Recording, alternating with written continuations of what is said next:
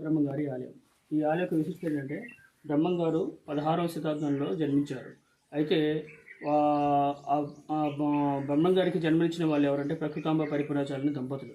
వీళ్ళు కందిమల్లేపల్లి వాస్తవులు. అయితే వీళ్ళకి భూదేవి వరం వల్ల భూదేవికి ఇచ్చిన వరం వల్ల విష్ణుమూర్తి వాళ్ళ గర్భాన పుడతానని చెప్పేసి మాట ఇవ్వడం వల్ల ఆ మాటతోటి వాళ్ళ గర్భాన విష్ణుమూర్తి అవతరించి భూమి మీద ధర్మాన్ని కాపాడడానికి ఈ రూపంలో వస్తున్నాడు అనమాట.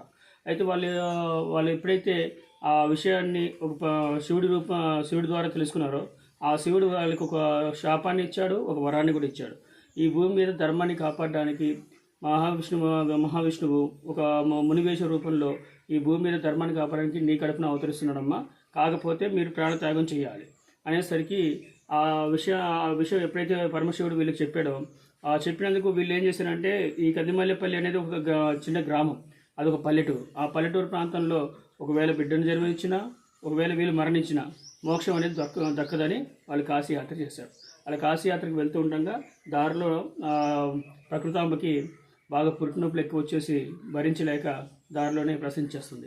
కరెక్ట్గా బ్రహ్మంగారు పుట్టిన గడియలోనే కనీసం పుట్టిన బిడ్డ మొహం కూడా చూడకుండానే వాళ్ళు చనిపోతారు. కరెక్ట్గా అదే సమయంలో అక్కడికి ఆత్రి మహాముని వస్తాడు. ఆ మునీషుడు వచ్చి వాళ్ళకి దహన సంస్కారాలు చేసి మోక్షప్రాప్తి కలిగించి ఆ బిడ్డని తన ఆశ్రమానికి తీసుకెళ్తాడు. అలా తన బిడ్డని ఎప్పుడైతే ఆ బిడ్డని ఆ మునీషుడు తీసుకెళ్ళిపోతాడో కరెక్ట్గా అదే సమయంలో కాశీలో ఉన్న విశ్వేశ్వరుడు ఇక్కడ పాపాగ్ని మఠంలో ఉన్న వీర పాపమ్మ వీరభోజాచార్యుల దంపతుల స్వప్నంలో కనిపిస్తాడు. అది కూడా వీళ్ళు విశ్వబ్రాహ్మణులే, వాళ్ళు విశ్వబ్రాహ్మణులే. కాకపోతే వీళ్ళ స్వప్నం ఎందుకు కనిపిస్తారంటే వీళ్ళకి సంతానం లేక ఎన్నో పుణ్యక్షేత్రాలు తిరిగినా, ఎన్ని యాత్రలు చేసినా ఫలితం దక్కలేదు. ఆ దక్కపోయేసరికి అలా ఇంకా సంతానం కలగదు, ఇంకా మాకు ఇంతే అనుకునే నిరాశ చెందిన సమయంలో ఆ శివుడు వాళ్ళ స్వప్నంలో కనిపించి మీకు సంతానం కలగాలంటే కాశీయాత్ర చేయమని చెప్పారు. ఆ మాట విన్న వీళ్ళు ఇద్దరు కలిసి కాశీయాత్ర చేస్తారు. ఆ కాశీయాత్రలో పరిచయం అవుతాడు అత్రి మహమ్మద్. ఆ మునీశ్వరుడి దగ్గరికి వెళ్ళి తన ఆశ్రమంలో ఉన్న బిడ్డను తెచ్చుకొని వాళ్ళు పెంచుకుంటారు. అలా 12 సంవత్సరాల వయసు వచ్చే వరకు వాళ్ళ దగ్గరే పెరిగి ఆ 12 సంవత్సరాల వయసులో ఆయనకు వచ్చిన గొప్ప ఆలోచన దేశ పర్యటన చేయాలనే ఆలోచన వచ్చింది. ఆ ఆలోచన కారణంగా పిల్లవాడు అక్కడి నుంచి బయలుదేరి మన భారతదేశంలో ఉన్న పుణ్యక్షేత్రాలు, జీవనదులు, అడవులు, ప్రాంతాలన్నీ సందర్శించి అన్నీ చూసిన తర్వాత చివరికి వనగానపల్లిలో గరిమిరెడ్డి అచ్చమ్మవారి ఇంటికి కొన్నాళ్ళు గోవులు కాపరిగా ఉండటానికి వచ్చాడు. అలా గోవులు కాపరిగా ఉండటానికి కారణం ఏంటంటే ఆయనకి మనం చూస్తున్న ఈ కొండ రవ్వలకొండ అంటారు. ఈ రవ్వలకొండ ప్రాంతంలో ఆయన అడుగు పెట్టాలన్నా, ఈ కొండ మీదకి వచ్చి ఆయన ఏదైనా సృష్టించాలన్నా వేరే మార్గం లేదు. అందుకనే ఆ అచ్చమ్మ వాళ్ళ ఇంట్లో గోవులు కాపరిగా ఉంటూ ఊరికి దగ్గరలో ఉన్న ఆ ఇంట్లోనే గోవుల్ని తోలుకొని ఈ కొండ మీదకి వచ్చేవాడు. అలా ఇక్కడికి వచ్చినప్పుడు ఆ గోవుల్ని మేపకుండా ప్రశాంతంగా ఒక చోట కూర్చోబెట్టేసి తన చేతిలో ఉన్న కర్రతోటి వాటికి ఆహారం అనే ఆకలి తప్ప తెలియకుండా ఒక మహిమతోటి వాటి చుట్టూ రక్షణగా గీత గీస్తాడు. ఆయన గీసిన గీత కూడా మనుషులకి కనిపించదంట. అది కనిపించేది కేవలం ఆవులకి మాత్రమే. అవి ఎటుపక్క తిరిగి చూసినా నిప్పు కనిపిస్తుందంట. అలా అగ్నిదేవుడు వాళ్ళకి అంత రక్షణిస్తున్నట్టు ఉంటుంది అనమాట. అయితే అలాంటి గీత గీసి ఈ కొండ ప్రాంతంలో ఎక్కడ నిర్మానుష్యమైన స్థలం ఏమైనా ఉందా అని వెతకడం మొదలుపెట్టాడు. అలా నిర్మానుష్యమైన స్థలం కావాలంటే బయట ప్రపంచంలో ఎక్కడ శబ్దాలు గిబ్దాలు లేకుండా నిశ్శబ్దంగా ఉండే ప్రాంతంలో ఆయన తపస్సు చేసుకోవాలి. ఆ తపస్సు చేసుకోవడం కోసం ఈ స్థలం మొత్తం కొండ మొత్తం వెతికితే ఒక తాడి చెట్టు కింద గృహ కనిపించింది. ఆ గృహలో ఆయన తపస్సు చేసుకోవడానికి మొదటగా ప్రవేశించాడు. అక్కడ తపస్సు చేసుకోవడానికి ప్రవేశించి ఉదయం నుంచి సాయంత్రం వరకు అక్కడ తపస్సు చేసుకుని తోటి గ్రామస్తులు వచ్చిన వాళ్ళందరూ వెళ్ళిపోయిన తర్వాత ఈయన ఒక్కడే బయటకు వచ్చి ఆ ఆవులను తోలుకుని వెళ్ళిపోయేవాడు.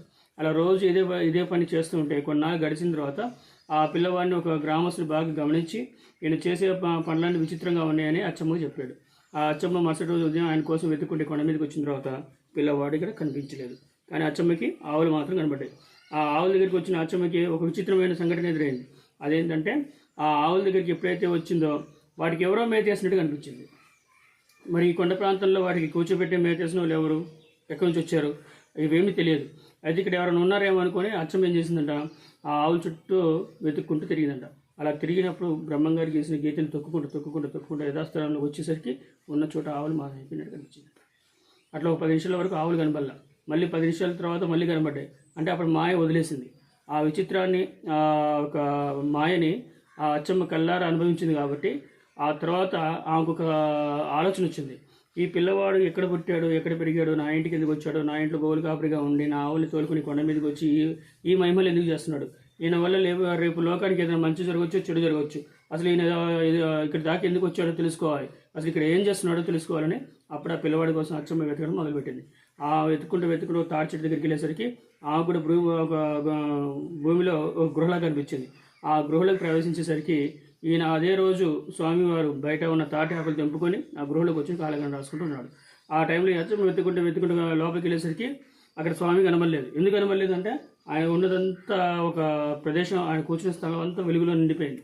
ఆ మనిషి కనిపించినంత వెలుగులో ఉన్నాడు కాబట్టి ఆ వెలుగులో ఆమె చూడలేకపోయింది. ఆ వెలుగులను దాటి చీకట్లోకి వెళ్ళిన తర్వాత వెనక తిరిగి చూస్తే ఒక చిన్న అడ్డంగా ఒక గోడ ఉంటే ఆ గోడ దగ్గర నిలబడి చూసినప్పుడు ఆ గోడకున్న చిన్న రంధ్రంలో నుంచి కనిపించాడు ఈ అవతారం. అలా ఈ అవతారాన్ని ఎప్పుడైతే అచ్చమ్మవారు ఆ గృహ దర్శనం చేసుకుందో ఆ రూపాన్ని చూసిన అచ్చమ్మ కుటుంబానికి మోక్షం ఎట్లిచ్చాడు, మొత్తం నిర్వంశం చేసేసాడు. ఆ కుటుంబంలో ఎవరు ఉండకూడదని, ఆ కుటుంబంలో ఏం ఉండకూడదని మొత్తానికే నిర్వంశం చేసి మోక్ష ప్రాప్తి కలిగించేశాడు.